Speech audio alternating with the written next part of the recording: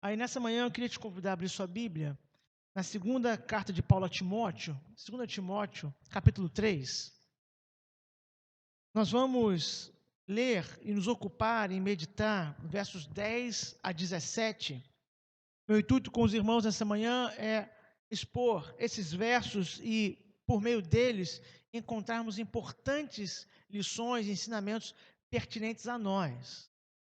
Talvez o assunto ou a temática que emana desse texto e que eu vou, obviamente, também dar destaque nessa manhã, possa parecer estranho para uma celebração de aniversário da igreja, de um ano, já que o que eu entendo ser o cerne desse texto e é tema dessa mensagem é a batalha da fé demanda a proteção da palavra de Deus. Quem pode pensar, o pastor veio no aniversário falar de batalha, né?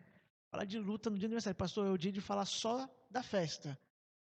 Mas, ao passar do texto, creio que os irmãos vão perceber isso, espero, que não é simplesmente mencionar os desafios ou falar das batalhas, que é também importante, mas que talvez nos desencorajasse de muitas coisas, mas é a partir da visão bíblica, a visão verdadeira sobre a realidade que está em volta da igreja, em volta de todas as igrejas locais e da igreja como um todo, também sermos encorajados por aquilo que Deus fez e por aquilo que Deus faz, confiando então naquilo que Ele fará.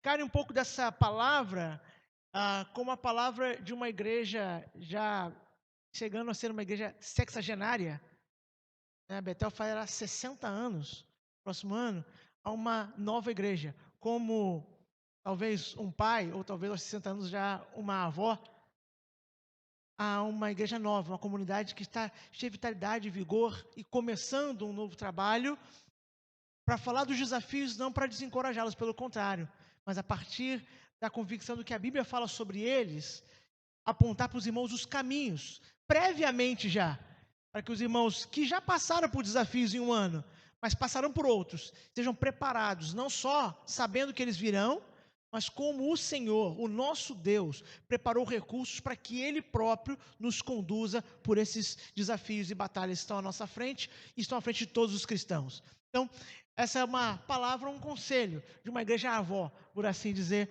por uma igreja que está nascendo, está começando, iniciando um trabalho para a glória de Deus. 2 Timóteo, então, 3, verso 10 a 17, eu peço que você mantenha a sua Bíblia aberta, ou no caso, se for digital, ligada, para você poder acompanhar, já que eu vou passar verso a verso dessa passagem. Diz assim, então, a palavra de Deus.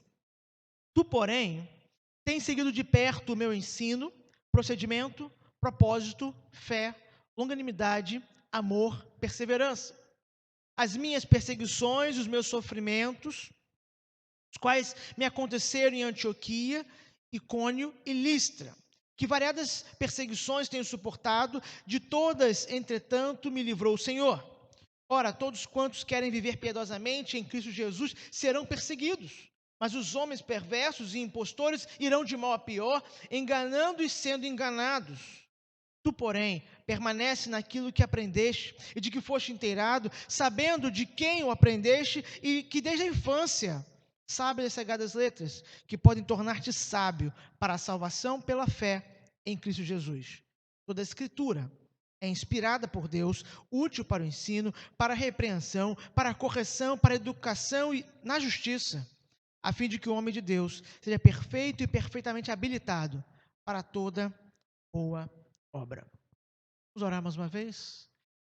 Pai, que a tua palavra possa ser instrumento na mão do teu Espírito, como que ela penetre em nosso coração e produza frutos conforme a tua vontade para a glória do teu nome. É isso que pedimos, no nome santo de Jesus. Amém. Deus é a proteção do cristão. A nossa proteção, o nosso abrigo, cantado nos salmos, é o nosso Senhor.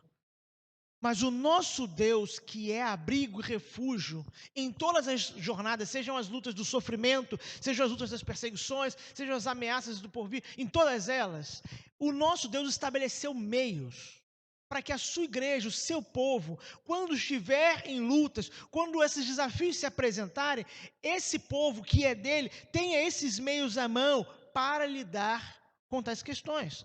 E a palavra de Deus, a Bíblia Sagrada, ela é o principal meio que o próprio Deus escolheu para isso. O próprio Deus escolheu a palavra para tanto. O livro que lemos, da onde extraímos essa passagem, a segunda carta de Paulo a Timóteo, pode ser considerada, por exemplo, na perspectiva de todo o trabalho do apóstolo, como seu último livro. Talvez as suas últimas palavras. Alguém poderia dizer que as últimas palavras de um homem deveriam ser levadas ainda mais a sério quando ele sabe, Paulo sabia, que elas poderiam ser suas últimas palavras, já que ele estava na antessala do martírio. E nas suas últimas palavras, a um jovem pastor, Timóteo, um pastor que o próprio apóstolo havia designado para cuidar das igrejas em Éfeso, Paulo vai estar instruindo esse jovem pastor em como ele deveria proceder e cuidar da igreja e ensinar a igreja. E nesses elementos, Paulo relembra tanto o passado, Timóteo havia participado com ele, quanto aponta os desafios do presente para preparar Timóteo para o futuro. Ele quer que aquele jovem pastor, estando o apóstolo ao lado dele ou não, e é bem provável, ele pensa assim, e foi a realidade, ele não estaria mais por muito tempo acessível a Timóteo. Mesmo preso, ele estava escrevendo cartas, mas logo poderia nem ter essa possibilidade quando ele fosse martirizado. Ele quer que o seu filho na fé, aquele jovem pastor e aquela igreja lá em Éfeso sejam preparadas para os dias que vêm à frente, encorajadas pelo passado, olhando o que está acontecendo no presente e tendo então a esperança daquilo que Deus faria no futuro. Há essa presença ou esse destaque temporal na passagem, nós veremos já em breve.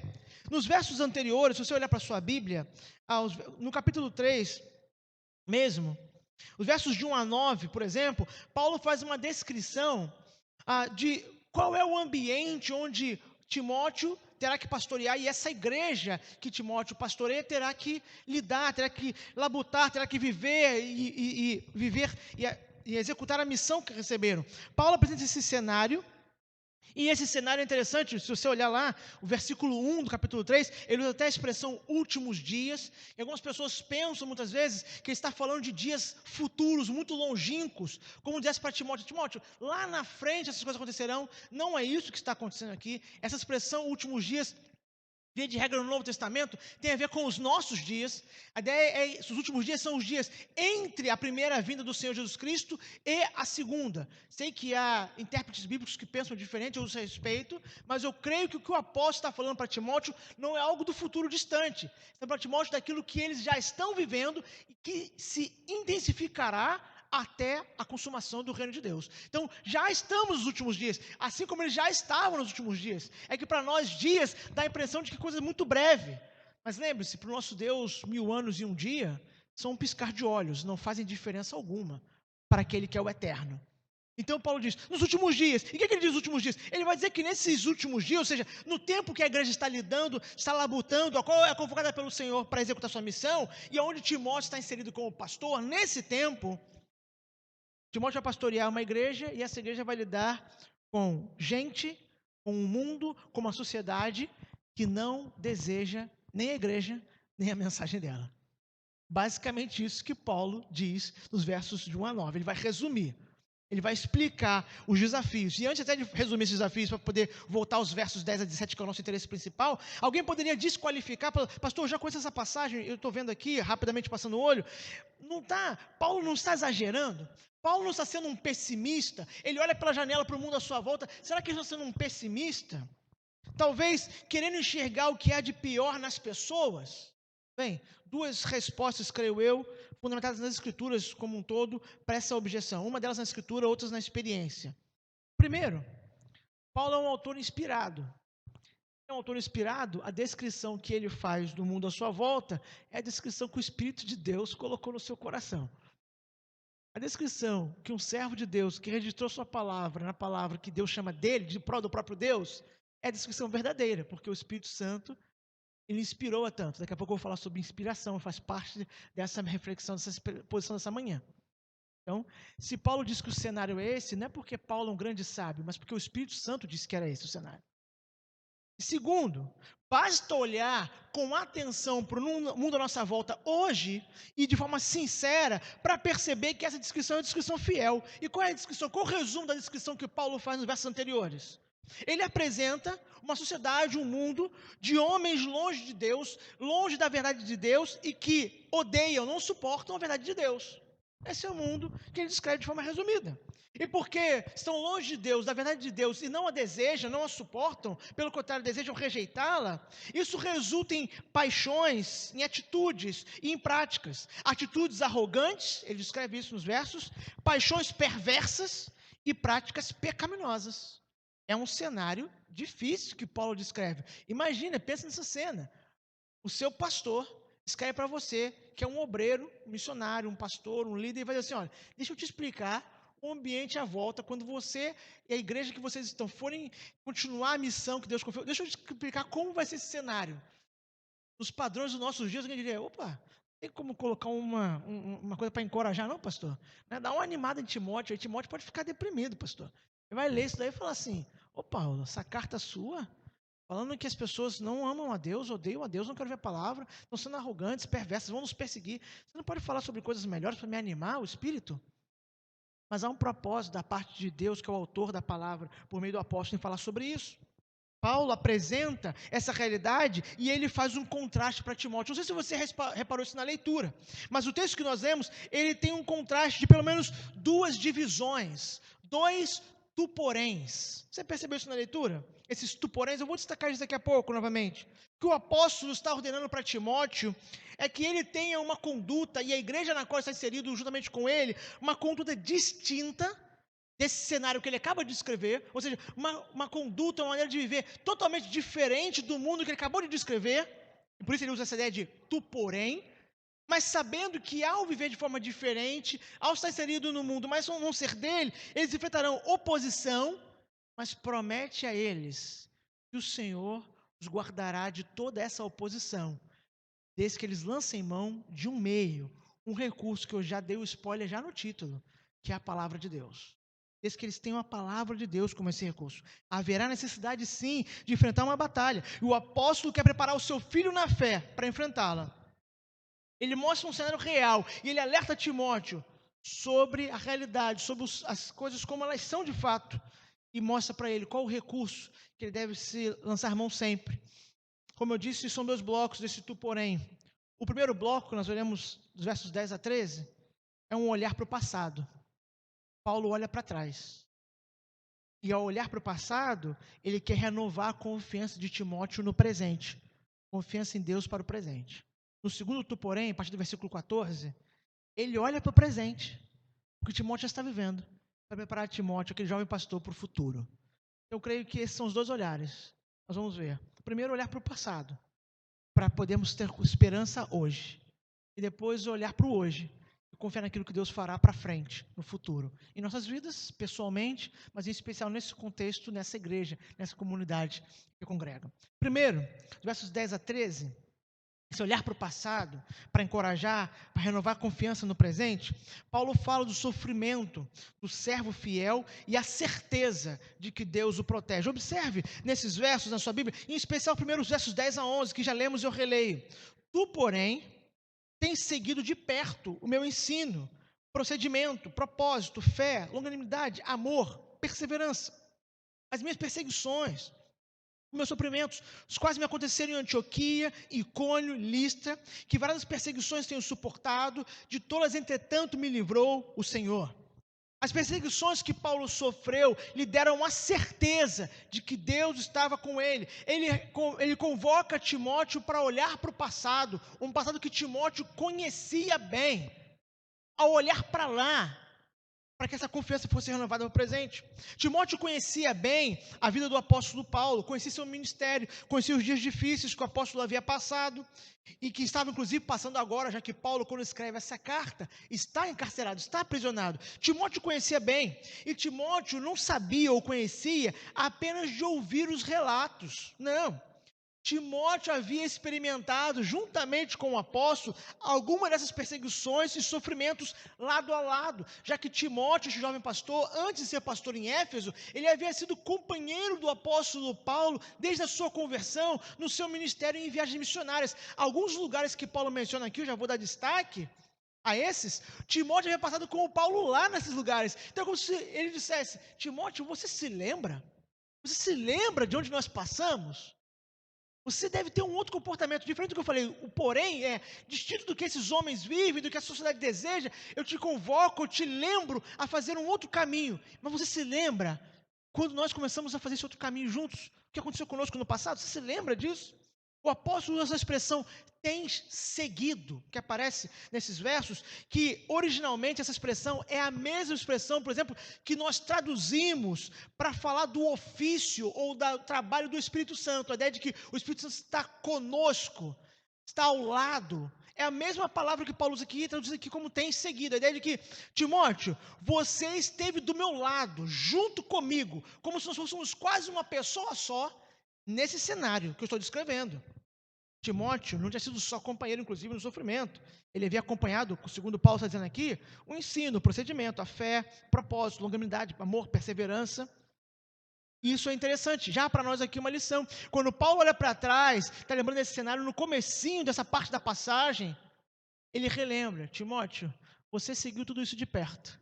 Você viu o que o Senhor realizou por mim, por meio do nossos missionários, nosso trabalho, e você viu os desafios e perseguições que nós enfrentamos. E antes de avançar, aqui duas importantes lições para qualquer igreja, em qualquer idade.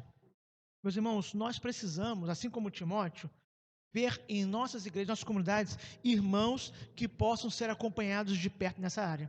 Você e eu, nós precisamos de pessoas aqui, as quais nós podemos estar do lado, como se fosse seguindo, colado, para acompanhar o ensino, o procedimento, a fé, a longanimidade, o amor, a perseverança. Você precisa encontrar nessa comunidade, na comunidade de Deus te inserir, pessoas que você pode acompanhar e aprender com elas. Acompanhar, estar ao lado e ser conduzidos para aquilo que Deus faz na vida delas. Você precisa dessa pessoa. Você precisa dessas pessoas. Mas também há uma outra perspectiva, uma outra faceta. Nós precisamos também ter irmãos em nossas igrejas que caminham do nosso lado e que vejam isso em nós. Você precisa de pessoas que você pode andar do lado para acompanhar essas e outras tantas características da vida cristã, do ministério cristão, mas você também precisa colocar como alguém que pode ter alguém do seu lado para caminhar com você, para ver em você a perseverança, o amor, a longanimidade, o ensino, o procedimento, o propósito e a fé. Às vezes nós pensamos só, pastor, eu preciso de alguém para me mentorear, ou para me conduzir, ou me discipular. Sim, mas você também precisa estar conduzindo, estar ajudando, estar auxiliando alguém. Não necessariamente de uma estrutura formal, mas de uma maneira orgânica, de convivência, onde há irmãos, que assim como o Timóteo via, falava assim, eu posso andar com esse irmão porque eu estou vendo essas coisas nele, e você pode ser para alguém como Paulo foi para Timóteo, alguém que anda com você, mais novo do que você na fé, tem menos caminhada, e fala assim, poxa, esse irmão pode andar comigo, eu não sei tudo, mas eu vou compartilhar com ele o que o Senhor tem compartilhado comigo. Eu vou dividir com ele, que ele possa ver em mim, Senhor, essas obras do Senhor na minha vida. Isso, qualquer igreja precisa disso. Na verdade, sem isso, dificilmente seremos uma igreja verdadeira. Sem esse caminhar que Paulo e Timóteo exemplificam na vida deles e que é a característica da igreja do Senhor Jesus Cristo. No verso 11, o que Paulo menciona esses eventos, avançando, nós vamos chegar neles, esses eventos que ele menciona no versículo 11, eles estão ligados à primeira viagem missionária do apóstolo Paulo. Se você voltar no livro de Atos, por exemplo, Atos dos Apóstolos, capítulo 13, capítulo 14, tem a descrição dessa viagem missionária, e você vai encontrar lá essas cidades mencionadas, essa trajetória, e até que Timóteo acompanha, em parte pelo menos, essa viagem com o apóstolo, como um jovem crente que agora está sendo ensinado, discipulado no serviço, na obra. E o que ele deseja é que Timóteo se lembre, ele olhe para a história e vê o caminho percorrido. Ouça com atenção um breve relato lá de Atos 14, dessa época, que Paulo está mencionando agora, muito na frente, no futuro, o que ele havia passado anteriormente. Olha Atos 14, 19, ouça com atenção e 20, até 21. Sobrevieram, porém, judeus de Antioquia e Icônio, instigando as multidões e apedrejando a Paulo, arrastaram-no para fora da cidade, dando-o como morto. Rodeando, porém, os discípulos, levantou-se, entrou na cidade.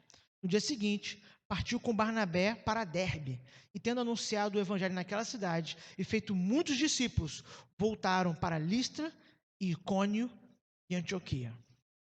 Esse é apenas um finalzinho do trecho dessa viagem missionária. Você ouviu o que aconteceu? Eu sei que às vezes a gente lê a nossa Bíblia, e nós estamos fazendo exposição na nossa igreja, nos domingos à noite, em Atos. E às vezes eu tenho que mencionar isso para os irmãos, porque é um desafio para mim também. A gente lê a nossa Bíblia assim, foi apedrejado, a gente lê isso como se a gente estivesse lendo que ele bebeu água. Mas não são as mesmas coisas. Pensa na intensidade. O que significa ser apedrejado? Ele foi apedrejado, e não foi com uma ou duas pedrinhas, foi apedrejado de uma maneira, que depois que ele foi apedrejado, ele ficou desacordado, foi levado, arrastado para fora da cidade. Provavelmente quem apedrejou pensou assim, agora deixa lá fora que acaba de morrer. Porque para o judeu não podia morrer na cidade, né? Contaminaria a cidade. Apedrejaram, arrastaram para fora, deixa ele morrer fora agora. Então os discípulos, provavelmente Timóteo estava junto, entre esses discípulos, porque Timóteo estava na viagem, vão lá encontrar o moribundo apóstolo, que se levanta, diz o texto, e é levado por Deus para pregar, e inclusive ele prega e volta depois com Barnabé para a mesma cidade onde ele vai ser apedrejado.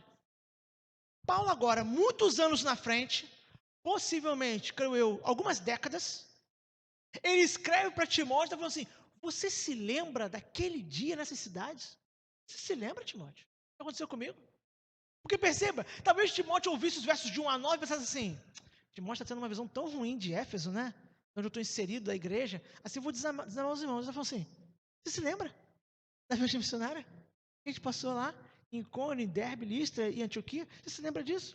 Paulo, desde o início do seu ministério, ele havia sido inclusive informado que esse era o caminho para ele. Você se lembra como o Senhor, nosso Deus, no livro de Atos, fala com Ananias? Ananias é aquele que o Senhor levanta para ir até Paulo quando Paulo está cego depois de encontrar o Senhor Jesus Cristo em Damasco, no caminho para Damasco.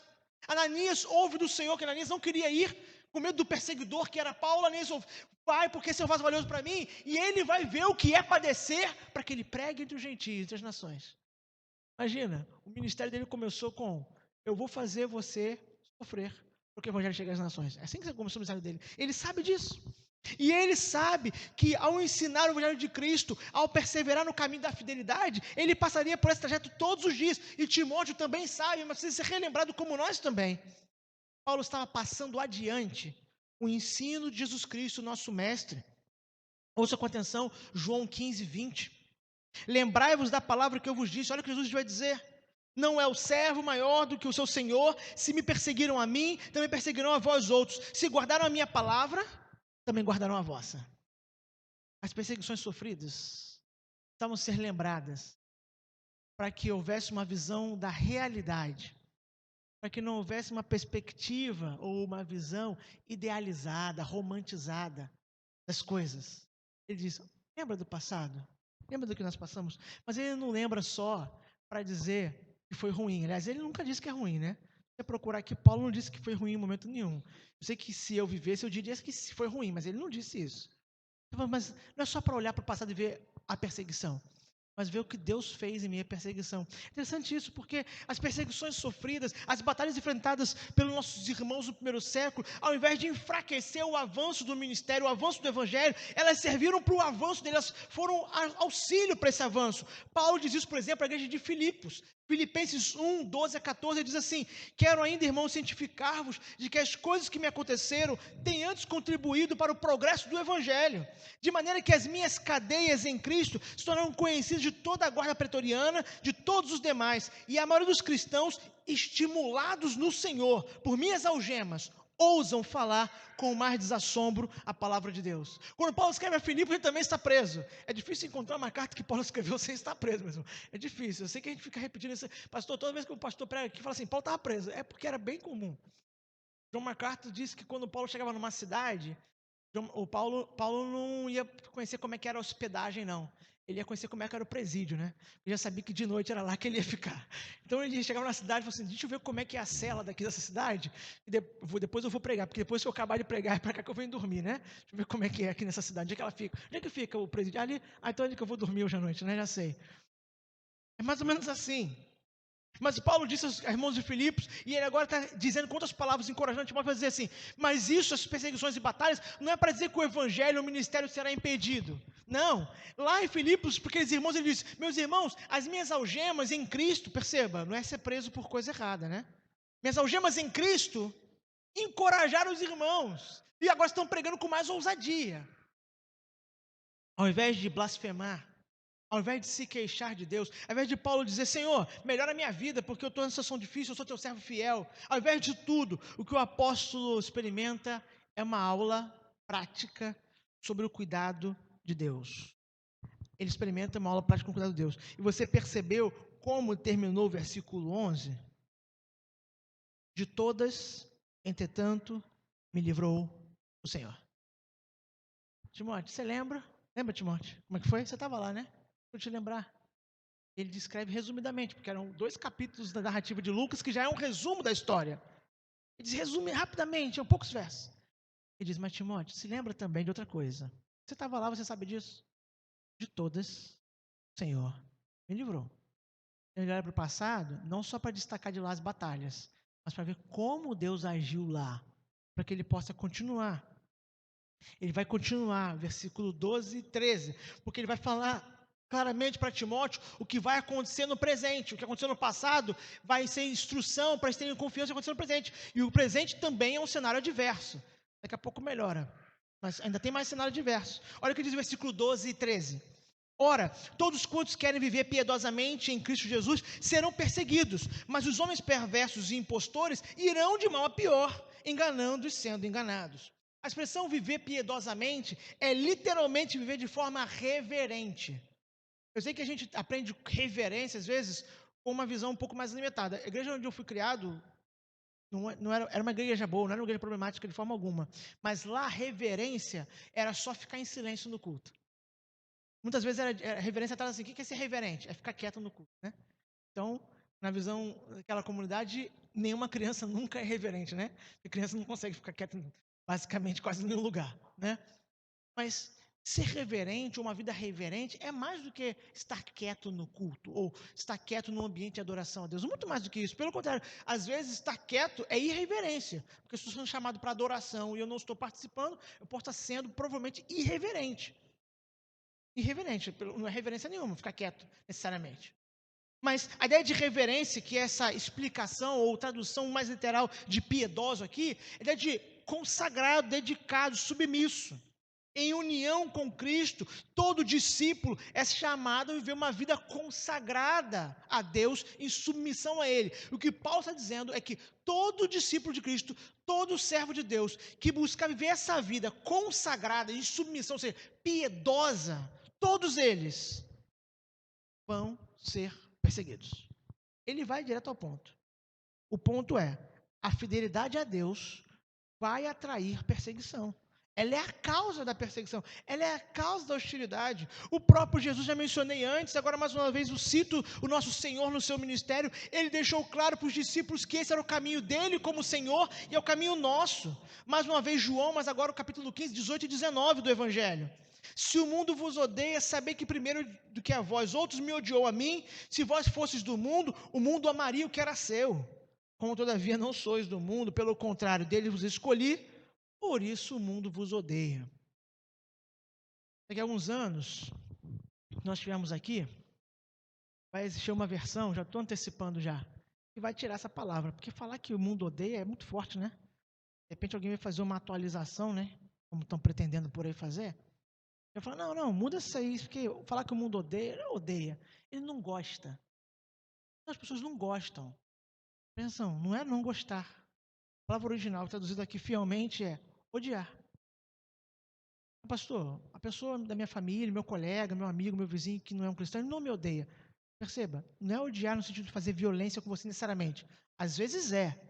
Muitos irmãos nossos na fé, cristãos, hoje no século XX, estima-se 340 milhões de cristãos que estão sendo perseguidos no mundo. Hoje, 340 milhões. São um ou dois. Então, às vezes é. Mas nem sempre. Esse ódio é uma aversão, é uma rebelião, uma indisposição do coração e da mente com tudo aquilo que é de Deus, inclusive com o povo dele. Isso pode ser manifesto como uma simples indiferença, ou pode, em alguns lugares do mundo, se tornar violência. Por exemplo, algumas semanas atrás, na verdade, quase um mês atrás, um pastor batista foi preso no Canadá, em Edmonton, que é a capital de Alberta, uma província canadense, por realizar cultos, que não podia fazer no prédio, num parque, ao ar livre. Imagina um parque gigante no Canadá, pouco de pessoas espalhadas assim, ele fez o culto.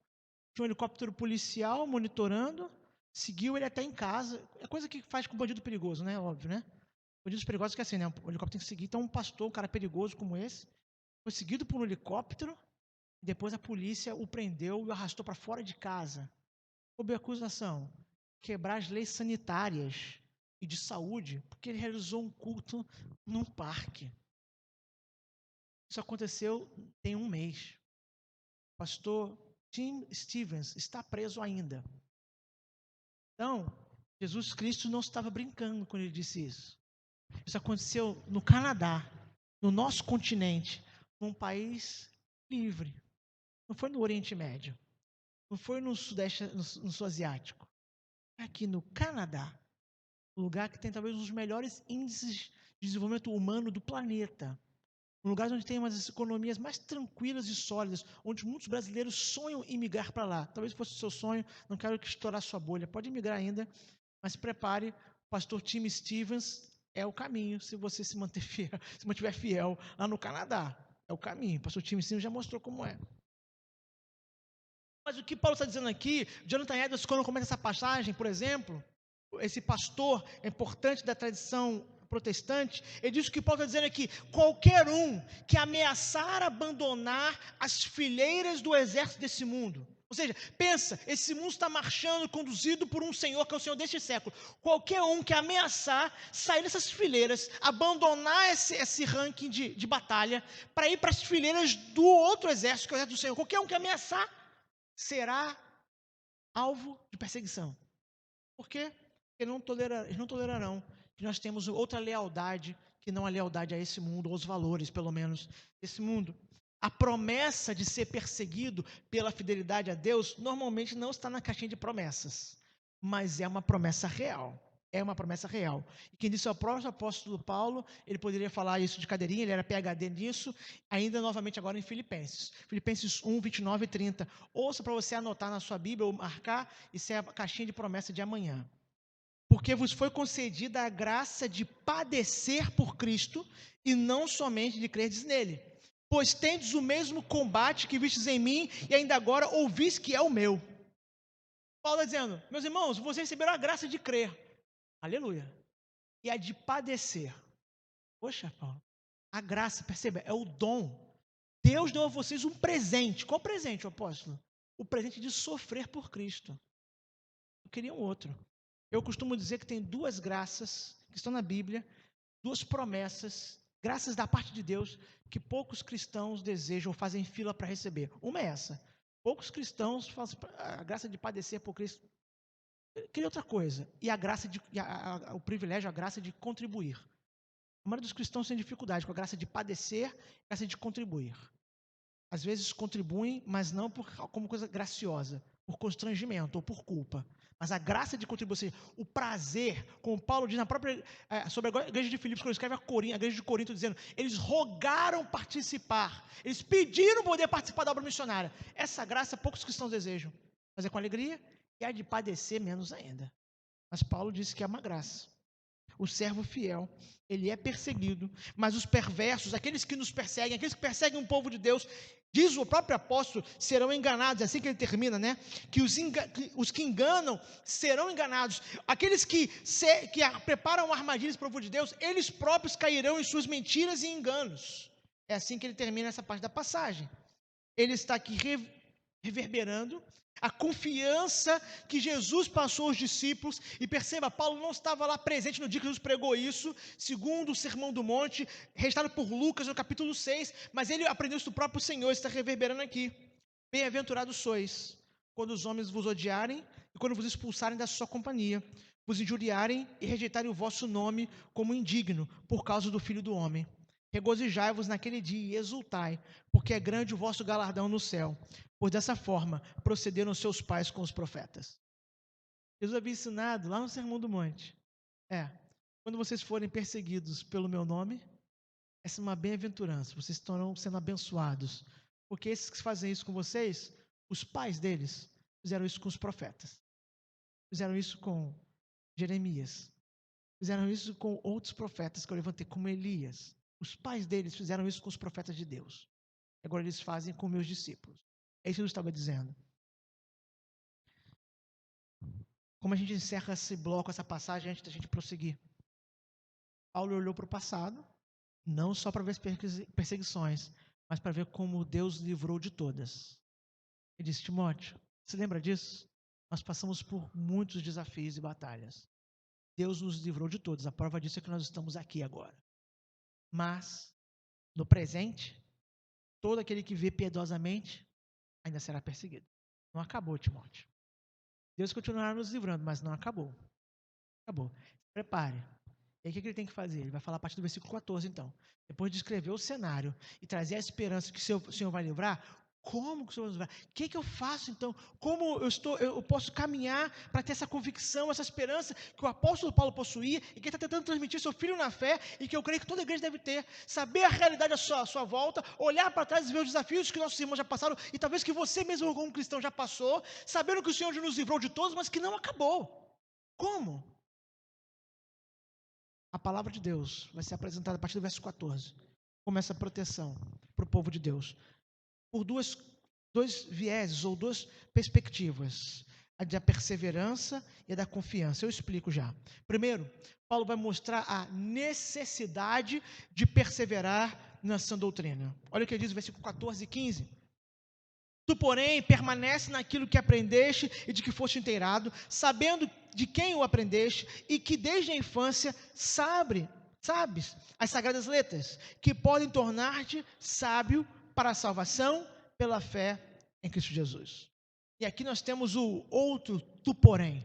Lá no verso 10, o tu, porém, foi em contraste com como as pessoas vivem, Timóteo, vivem de forma diferente, mas lembre-se, quem vive de forma diferente, ou seja, quem é reverente, quem é piedoso, é perseguido. Agora tem outro porém. Novo contraste. Para as mesmas pessoas, mesmo cenário, qual é o contraste? Ao contrário deles, ao contrário daqueles desse mundo à nossa volta, permaneça. Permaneça aonde? A perseverança, a permanência é aonde? Naquilo que você aprendeu e que tornou você sábio, final do versículo 15, para a salvação, pela fé em Cristo Jesus. Timóteo não deveria ser seduzido pelos enganos desse mundo. Timóteo não deveria ser presa fácil, nem mesmo para as pressões e para as ameaças. Creio, meus irmãos, que a igreja enfrenta duas grandes tentações no mundo à sua volta. Uma delas são as perseguições, as ameaças. Mas a outra, igualmente perigosa, são as promessas ou falsas promessas. São as tentativas de nos seduzir, nos conquistarem. Nós estamos há pouco mais de um ano da eleição. Cuidado com as ameaças, mas também cuidado com as promessas. As pessoas querem nos conquistar, nos seduzir, fazer promessas que só mentirosos podem fazer. E a maneira pela qual eles nos enganam é porque nós desejamos coisas impossíveis. Deseja coisas impossíveis, só mentirosos podem satisfazer essas pessoas. Só mentirosos. Os que falam a verdade não podem satisfazer quem quer coisas impossíveis. Mas voltando ao ponto principal aqui.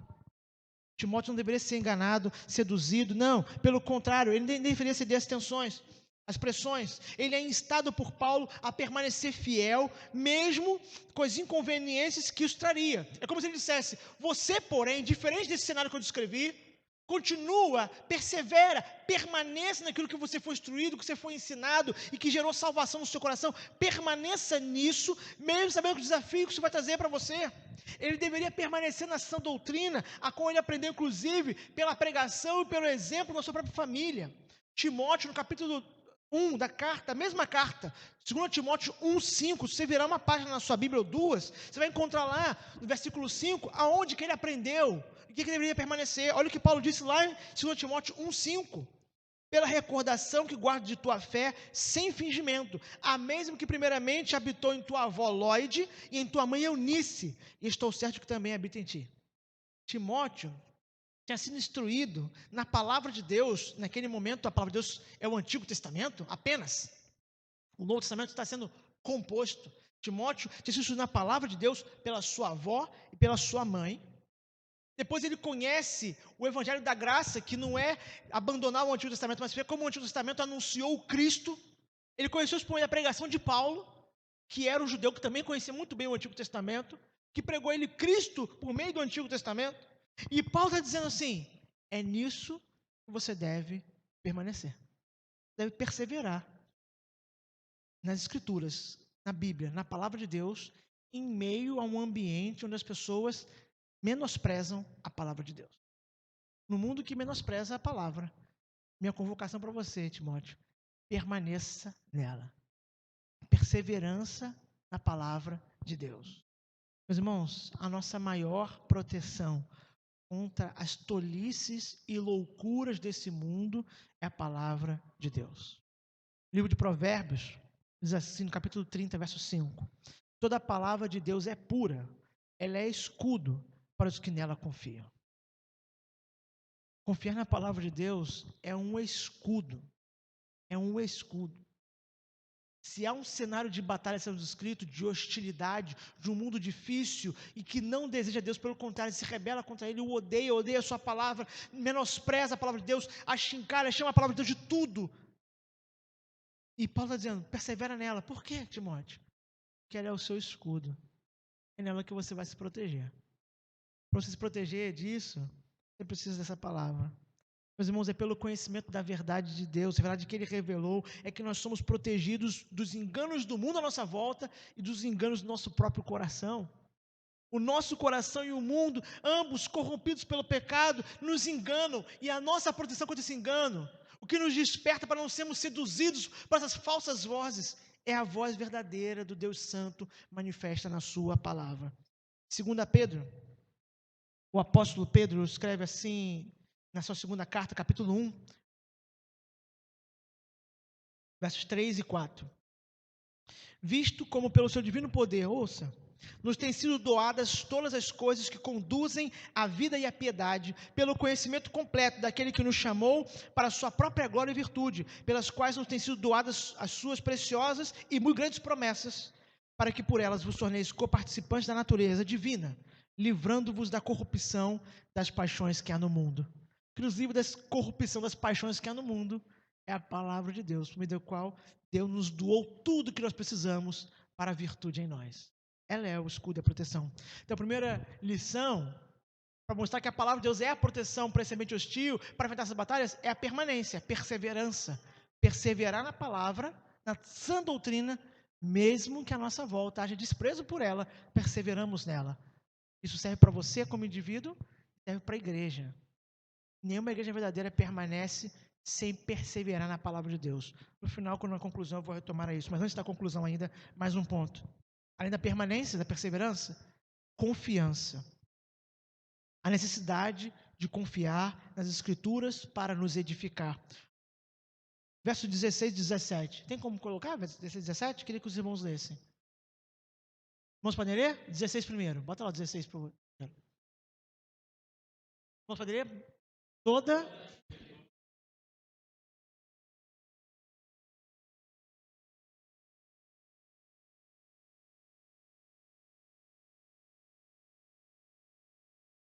a fim de que o homem de Deus seja perfeito e perfeitamente habilitado para toda obra.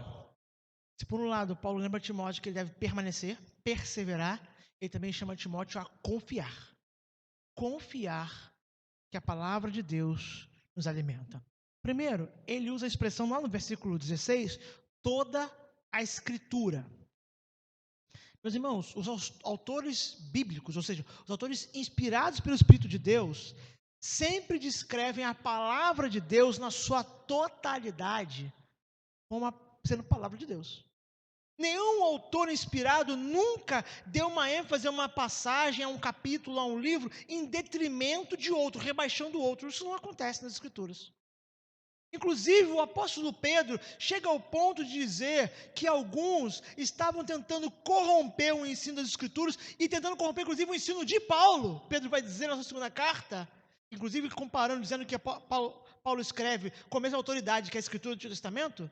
é a única evidência interna, né, autoevidência do Novo Testamento com a palavra de Deus, é o que Pedro fala sobre Paulo, dizendo que o que Paulo está escrevendo tem o mesmo peso e valor do Antigo Testamento. E ele vai dizer que tem um grupo que está tentando corromper ambos, o Antigo Testamento e o que Paulo está ensinando. Todos eles, todos os autores inspirados pelo Espírito Santo, veem nas Escrituras, na palavra de Deus, uma unidade, e como tal, a única e verdadeira, completa palavra de Deus. Paulo apresenta, inclusive, 2 fundamentos pelos quais Timóteo deve observar para que ele confie na palavra de Deus e faça uso dela.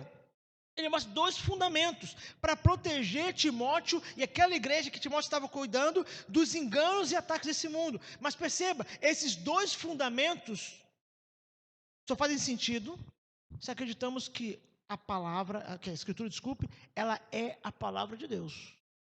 Se nós não acreditarmos nisso, pouco do que nós vamos tratar agora, por exemplo, anteriormente também, mas mais agora, fará qualquer sentido. Porque a primeira coisa que Paulo diz, nesse parte final da passagem, sobre essa Escritura que é a palavra de Deus, ele dá como argumento, como fundamento, a inspiração.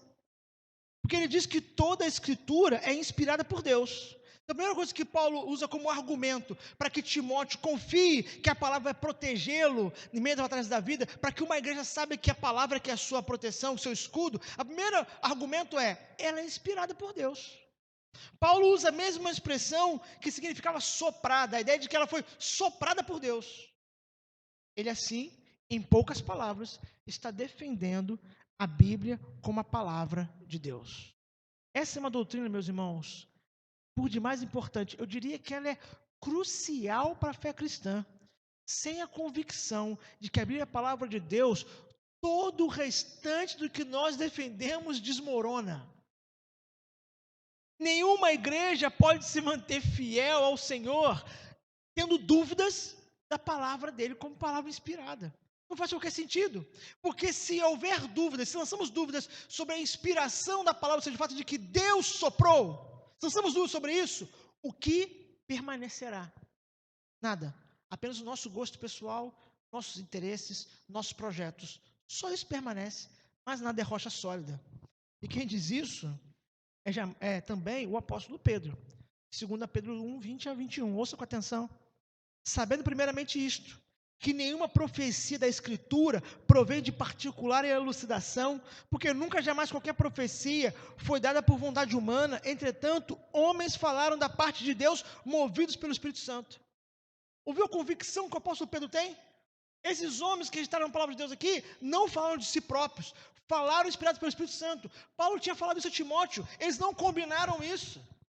Quando Pedro escreve essa carta, provavelmente Paulo já estava até morto. Eles não combinaram isso. Paulo disse, Timóteo, você quer um escudo para enfrentar as lutas, você quer ter uma igreja protegida para continuar avançando para a glória de Deus, seja ela uma igreja de 1 ano, uma igreja de 60 anos, você quer ter essa igreja, confia para Deus como escudo.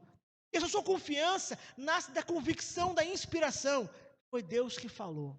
É por isso que eu confio nela, foi Deus que falou. Eu costumo até dizer, meus irmãos, alguns amigos, que eu sou um cético cristão. O que não foi Deus que falou, eu sempre tenho dúvida. Deus falou, eu não tenho dúvida nenhuma. Tudo mais, até o que eu penso, eu tenho dúvida se é verdadeiro. Mas o que Deus falou, aí não resta mais dúvida nenhuma. Está estabelecido. Está claro. Francis Schaeffer, talvez um dos maiores apologetas, né, defensores da fé cristã e evangelista também do último século. Olha o que ele dizia nos seus cursos, quando ele falava lá na Suíça, onde ele atuava, cuidando de muitos jovens universitários cheios de dúvidas. Sabe aquelas dúvidas que na sua universidade, no seu trabalho, na sua família, alguém lança, né? Se a Bíblia é a palavra de Deus, se ela contém, se ela tem pedaços, se não tem. Essas dúvidas, elas não são novas, tá? Eu queria te dizer que elas não são novas. Elas têm pelo menos uns 150 anos.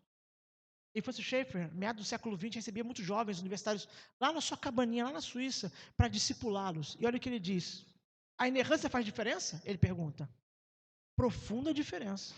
A diferença é que, com a Bíblia sendo o que é, a palavra de Deus, e portanto absoluta, a verdade objetiva de Deus, nós não seremos, não devemos ser controlados pelas culturas caídas que nos cercam e sempre mudam.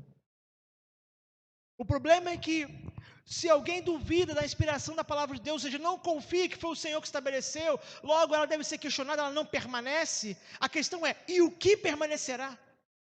O que permanecerá? Nós seremos presas fáceis das culturas que sempre mudam. Paulo está dizendo para Timóteo, Timóteo, olhe para esse cenário, lembra do nosso passado, olha para o presente, mas você quer estar protegido no futuro? Confia na palavra de Deus. Por quê? Porque ela é a palavra de Deus. Ela é inspirada. A inspiração é o primeiro argumento que ele apresenta para estimular aquele pastor e aquela igreja a continuarem na batalha, protegidos por Deus, por sua palavra. Confia na inspiração. Confia na palavra de Deus. O segundo argumento que Paulo apresenta é o da utilidade. E é o último ponto antes de eu caminhar para a conclusão. Nós não devemos, meus irmãos, é claro, ter pessoas pragmáticas. O que é um pragmático? Pragmático é aquele que toma decisões baseadas no que ele considera que funciona, aqui entre aspas, é claro, né? Que até o que definir o que funciona é complicado, né? Mas o pragmático é aquele que, olha, eu faço isso porque funciona. Sabe aquela pessoa, não, eu tenho uma receita para você aqui, a de emagrecer, então, que são fantásticas, né? Hoje é domingo, dia de comer muito, e amanhã é o dia de começar o quê? A dieta, né? Eu tenho uma receita. Às vezes a gente toma uma posição pragmática. Eu fiz e funcionou, perceba, eu não estou duvidando que funcionou para aquela pessoa, essa não é o ponto. Não está em dúvida isso. É que às vezes nós tomamos uma decisão apenas pragmática. O que é bom? O que funciona? O que funcionou? Eu vou fazer isso.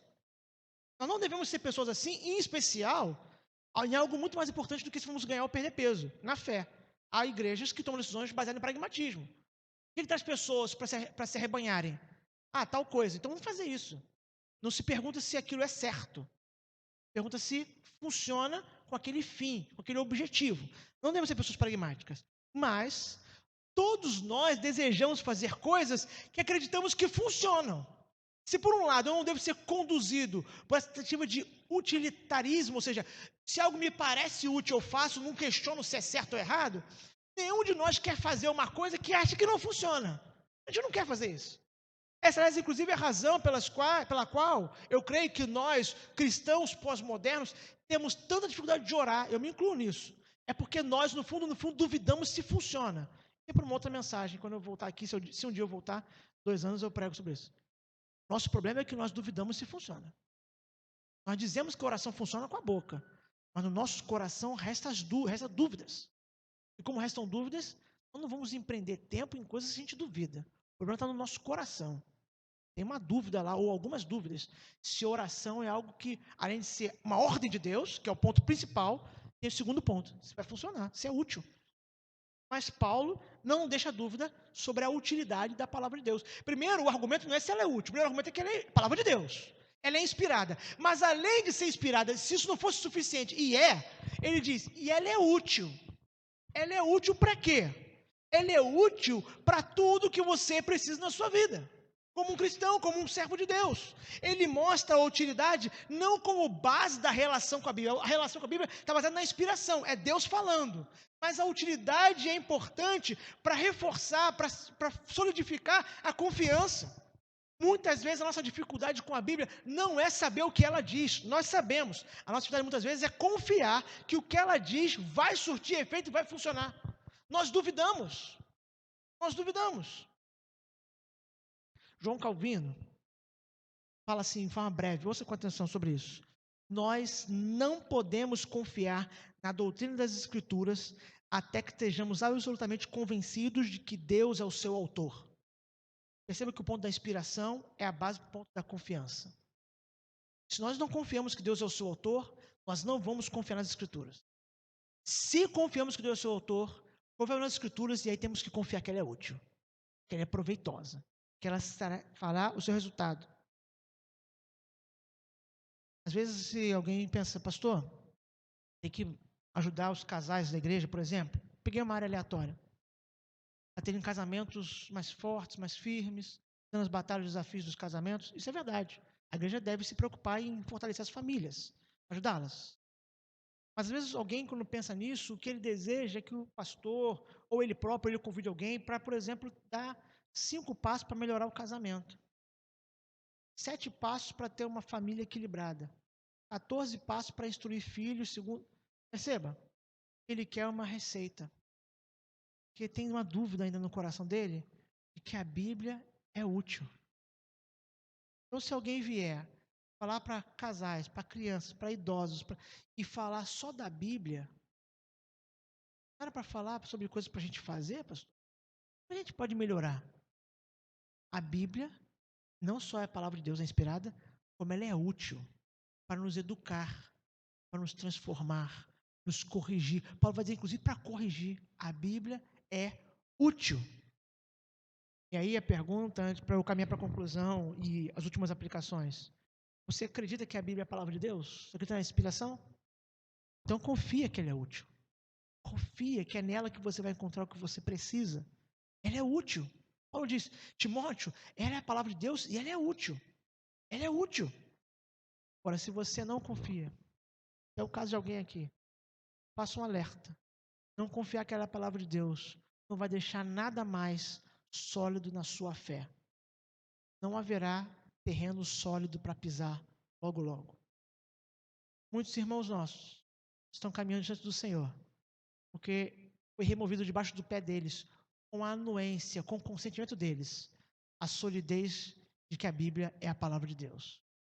Com a anuência deles, isso foi debaixo do pé deles, achando que isso não mudava nada, até que eles descobriram que só restou areia movediça para pisar. E agora estão longe de Deus e da igreja por causa disso. Você confia, você crê que ela é a palavra, confia. Você não crê, cuidado. Você pode estar trilhando um caminho que lá na frente pode produzir a desconfiança dela e logo não vai restar mais nada. Eu me lembro que eu vi muitos anos atrás, né? Porque na internet 5 anos é pré-história, né? Já acabou já, né? Muitos anos atrás, um ex-pastor, né? Porque não é pastor mais, quase meu nome, né? Eu sou o Fábio, ele é o Fábio que cai, né? Que caiu, né? Quase meu nome. Ele dizendo que a Bíblia não é um livro de Deus. E Deus tem livros mais importantes para escrever. Ele diz essa baboseira durante alguns minutos, até que para terminar o vídeo, porque tem que terminar bem, né? Ele diz, mas o que me importa é Jesus. Jesus que... Aí começa a falar bem de Jesus por uns 30 segundos. E eu pensei, que Jesus? Se a Bíblia não é a palavra de Deus, que Jesus? Da onde se conhece ele? Está no ar? Em algum lugar que eu tenho que olhar e pegar, conhecer? Se a Bíblia não for a palavra de Deus, se ela não for digna da minha confiança, até a própria confiança de salvação perde seu fundamento. Salvo, confiado e. E? Se não for naquilo que Deus falou de si, de mim e do que Salvador fez por mim. Então eu concluo fazendo mais algumas aplicações. Sei que já avancei o tempo, mas conto com a sua paciência para terminar.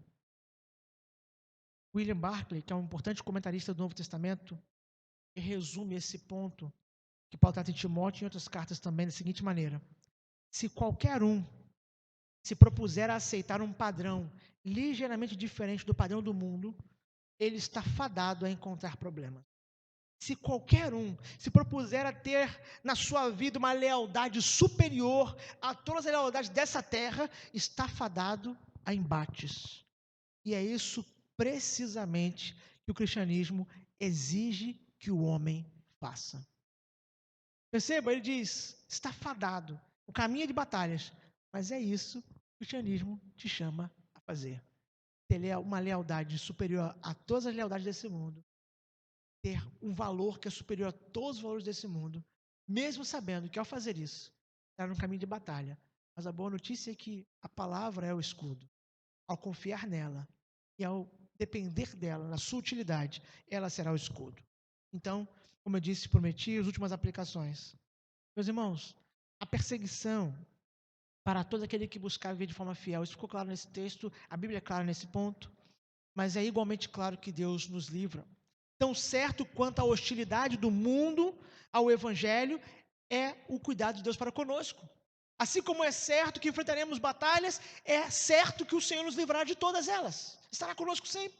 De maneira que essa igreja, e toda igreja verdadeiramente segue Jesus Cristo, deve saber que as batalhas estão à sua frente, mas deve permanecer firme, porque o Senhor livrará de todas elas. Pode permanecer firme, porque o Senhor livrará o seu povo de todas elas. O salmista chega a dizer: aflições são muitas, o Senhor de todos os livra. Todos os livra. Não tão certo quanto a batalha que está à frente. É o livramento do Senhor, que dará o escape. Se você, aqui é um alerta, se você é recebido com aplauso, ou seja, ao invés da perseguição, que é esperada para cristãos, se você é recebido com aplauso e reconhecimento por pessoas que não amam a Deus, cuidado. Se pessoas que não obedecem a Deus, não temem o nome dele, elogiam a sua conduta cristã, cuidado. Porque você está sendo elogiado por gente que deveria ter ódio da sua maneira de viver. Está sendo elogiado por gente que deveria ter nojo do nome de Cristo, porque o odeia, porque Cristo lembra a ele que ele precisa se arrepender. Ele não quer se arrepender. Inclusive, para nós pais, uma aplicação importante, que é uma sub-aplicação, poderia dizer dessa. Nossos filhos devem ser criados para que o mundo os odeie. Para que o mundo os odeie. Conversava com uma pessoa da minha família sobre isso. Falei para ela isso, ela falou assim: não, que absurdo. Pessoa crente, sincera. Que absurdo, não quero que o mundo odeie meus filhos. Eu falei: mas foi Jesus que falou que é assim. Nós temos que criar nossos filhos para que o mundo os odeie. Esse é um grande desafio de ser pai e mãe. Porque nós queremos que nossos filhos sejam alvo de amor. Mas não se esqueça, não tem nenhum amor maior do que o de Deus. Quer que seus filhos sejam alvo de qual amor? Qual? Você tem que escolher um deles. Qual amor? É o amor de Deus. É o ódio do mundo. Paulo, Pedro, Tiago, todos eles dizem: não tem como ter amizade e com Deus ao mesmo tempo. É um ou outro. Então, se você é elogiado por gente que despreza Deus, gente que faz chacota do Evangelho, acenda na sua mente uma luz de alerta. Essa pessoa está me elogiando. Ninguém para no sofá da Fátima Bernardes de graça. O cristão que lá chega, em outros contextos como esse, já chega porque já se distanciou. Paulo disse: todo viver piedosamente será perseguido.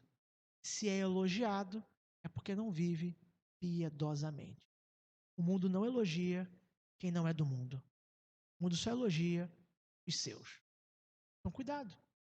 Tenha esse alerta. Há pessoas que, se elas te elogiarem, essa é a maior ofensa que pode existir.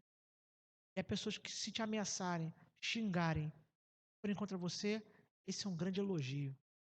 Pensar: Senhor, obrigado, porque agora eu tenho mais uma convicção que o Senhor está de fato me mantendo fiel. Nós não buscamos o confronto, nem os desejamos, mas não devemos fugir deles por conveniência. Se você viver piedosamente, será perseguido, mas o Senhor te livrará de todos. Se você viver contra a vontade de Deus, será elogiado. Mas aí então Jesus já nos lembrou sobre isso, lá no seu ministério. Negar o pai, negar o filho, viver na contramão deles, é ser negado por eles. Nós queremos o amor de Deus e não o do mundo. E por fim, Deus nos deu a sua palavra para diversos fins, mas o mais claro, mais importante, é apresentar o evangelho da graça, a salvação que é em Cristo. Só que essa mesma palavra que apresenta o evangelho da graça, a salvação, é igualmente alimento e proteção para nós. O mesmo evangelho que nos salva, nos alimenta e nos protege, porque nos mantém na convicção de que, ao servir ao Senhor, mesmo que percamos tudo, não perdemos nada, porque nós temos o Senhor. Temos o Senhor. Timóteo deveria olhar para trás, para saber que no presente ele enfrentaria lutas, mas que o Senhor livraria de todas. Mas ele também devia olhar agora, vendo essas lutas que o Senhor estava fazendo, olhando para o futuro, sabendo: mas o Senhor lá me conduzirá se eu lançar mão desse meio que Deus estabeleceu, que é a palavra de Deus. Igualmente, eu te encorajo, pessoalmente, como igreja. Olha para o passado. Talvez não o seu, porque talvez você tenha pouco tempo de vida cristã, e fala: pastor, eu nem vivi vida cristã o suficiente, estou chegando agora. Você já está falando de lutas. Então olha para o passado da igreja, para os seus irmãos, olha para a palavra de Deus, o passado da trajetória de onde esse evangelho veio. E veja como o Senhor livrou esses irmãos de tudo. Para que você permaneça no presente. E agora no presente. Tome mão da palavra de Deus, lance mão dela, confia nela, confia na utilidade dela, creia na inspiração dela, que ela é verdadeira. Só ela é verdade absoluta. Então você vai estar protegido contra o seu próprio coração e contra o mundo que te cerca. Vamos orar? Deus bendito, Graças te damos, Senhor, porque a tua palavra é viva e eficaz. Por meio dela, nossos olhos foram abertos para Cristo, o Salvador. Nossa cegueira foi curada, nossa surdez foi rompida, o nosso coração de pedra é quebrado, quebrantado e transformado. É pela tua palavra que essa obra é realizada pelo Senhor em nós. É por causa da tua palavra que essa igreja existe. Por causa da pregação da tua palavra, por causa do desejo desses irmãos de viverem, de aplicarem essa palavra em comunidade. Pai, que pedimos então para todo o teu povo, aqui e até os confins da terra, é que o Senhor nos sustente. Ó Pai, nos sustente, Senhor, de maneira que, mesmo nas perseguições e batalhas que já passamos e que sabemos que nos aguardam à frente ainda, mesmo diante dessa convicção, seja igualmente convicto no nosso coração de que o Senhor nos levará de todas essas coisas e que é pela palavra que o Senhor há de nos sustentar e nos livrar delas. Ó Pai, sustenta-nos, ó Pai, em nossa convicção de que a Tua palavra, ela é viva, eficaz, ela é perfeita e inerrante, é alimento perfeito para a nossa alma. E que ao confiarmos nisso, possamos então acreditar que ela será útil para toda a nossa jornada.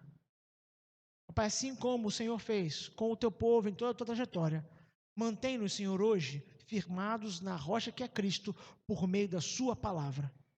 É no nome de Jesus que nós oramos. Amém, Senhor.